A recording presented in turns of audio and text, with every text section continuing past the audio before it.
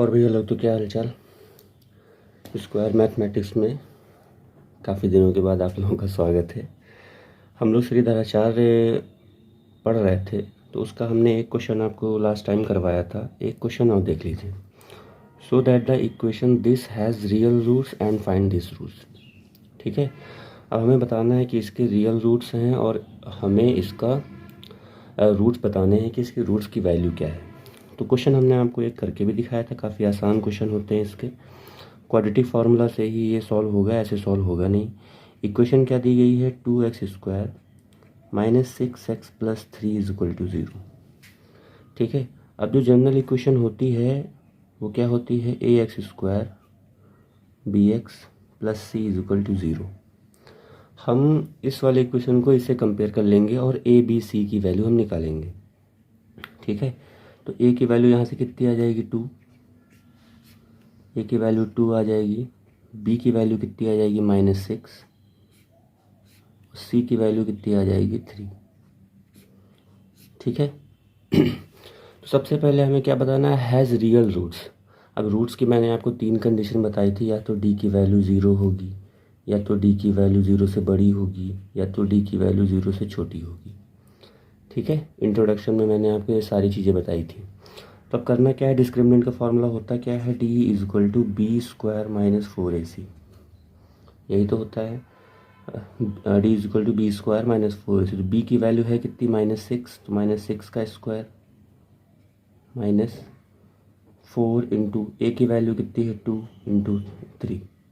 तो ये हो जाएगा 36 - 4 दूनी 8, 8 त्रिक 24। ठीक है, तो यहाँ कितना बचेगा आपका, ये आ जाएगा 6, 12 आ जाएगा।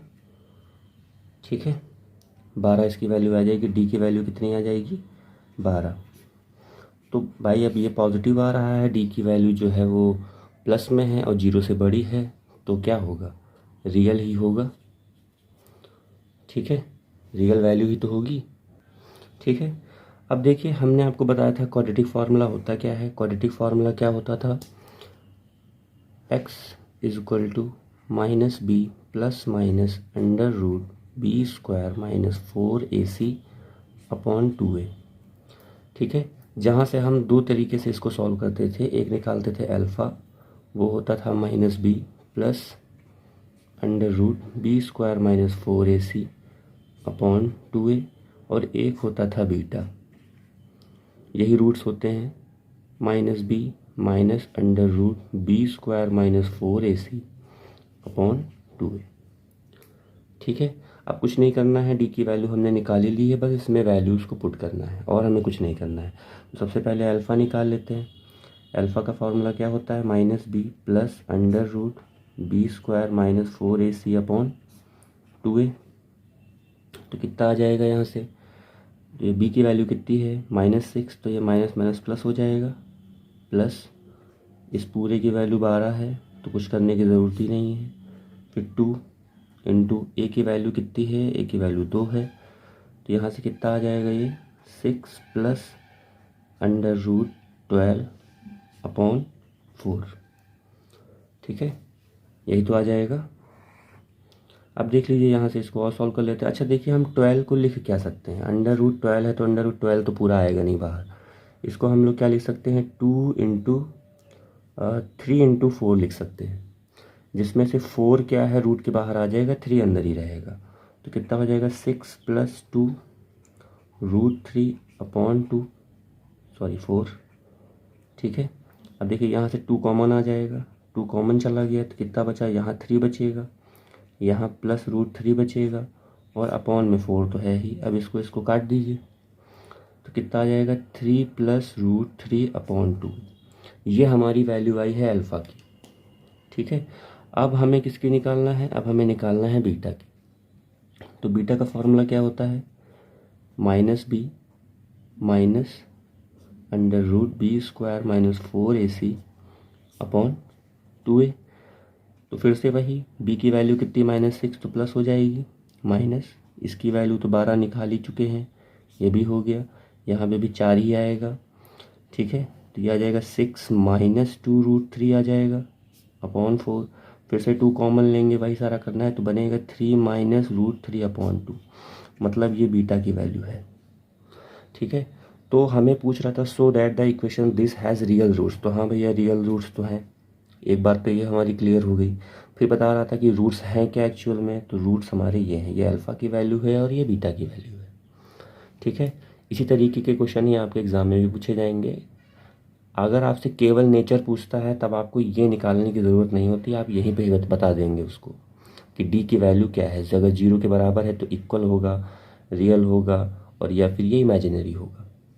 ठीक है, तो आपको अगर नेचर केवल बताना है तो आप यहीं तक ही सॉल्व करेंगे, इसके आगे का आपको सॉल्व करने की ज़रूरत नहीं है। लेकिन अगर बोलेगा कि फाइंड दीज रूट्स या सॉल्व इट, तब आपको पूरा का पूरा सॉल्व करना पड़ेगा। ठीक है, एक क्वेश्चन और देख लेते हैं। अब देखिए ये वाला question, find the value of K for which the quadratic equation this has 2 real equal roots. ठीक है ना, अब इक्वल रूट्स ये खुद ही बोल रहा है, तो हमें के की वैल्यू बतानी है, तो कुछ नहीं करना है, वैसे ही सॉल्व करना है। 2x² plus kx plus 3 = 0। ठीक है, ये इक्वेशन है। जनरल इक्वेशन से कंपेयर कर लीजिए ax² plus bx plus c = 0 से, तो a की वैल्यू जो होगी आपकी वो 2 होगी। ठीक है, b की वैल्यू जो आपकी होगी वो k होगी, c की वैल्यू जो होगी वो आपकी 3 होगी। ठीक है, आसान क्वेश्चन होते हैं, ज़्यादा कठिन नहीं है। तो c की वैल्यू ये होगी। अब करना क्या है, डिस्क्रिमिनेंट का फॉर्मूला लगाना है, d = b² - 4ac। ठीक है, तो b की वैल्यू है कितनी k, तो k का स्क्वायर -4 इंटू a की वैल्यू 2 है इंटू 3, तो k² माइनस 4 दूनी 8, 8 त्रिक 24।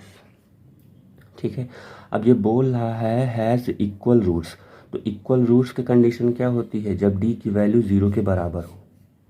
ठीक है, तो हैज़